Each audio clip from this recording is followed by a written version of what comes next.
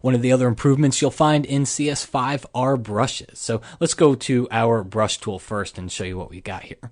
If you come up here to the brush picker, you're going to see that there's different brushes in here. There's brushes that actually look like brushes. They've got that brush tip to them. So when you choose one, and when you combine this with like a Wacom pen and tablet, and the pressure sensitivity and the different styluses and pens that you have, you can get some really interesting effects with it. So as we can see here, take a look at what's happening, because I've got my pen on the tablet right now, and I'm holding it straight up and down. As I start to tilt it over to the right, look at the preview. Okay, it starts tilting over to the right. Now I'm moving it over to the left. Now I'm kind of bending it down toward me, and now I'm bending the pen away from me. It's over the tablet, but it's actually bending down toward the desk.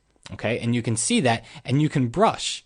Okay, your brush is going to interact differently based on how you're holding your pen and how you're using your pen and in which direction and things like that. So when you combine that with the pen and tablet and the pressure sensitivity and the different styluses and things like that, you can really achieve a lot of different painterly effects that you wouldn't be able to achieve without it. Okay, so the whole brush dynamics has changed. You've got this little preview up here. You can make it smaller.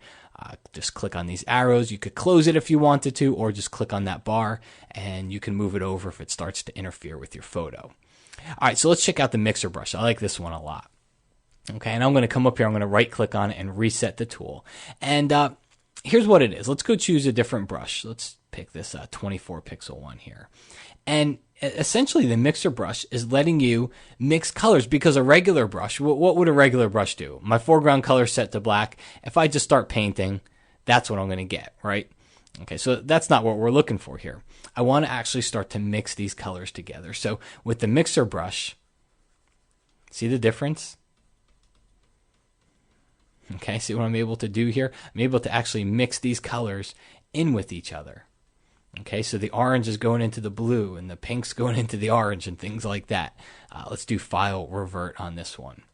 When you come up here, you're going to see you have different options for load brush and clean brush and whatnot. So, take a look at what, just an example of the things that you can do. My foreground color is again black. I've got load brush, which is going to load the brush after each stroke. So watch what's happening here. I'm actually starting to introduce some of the color in there.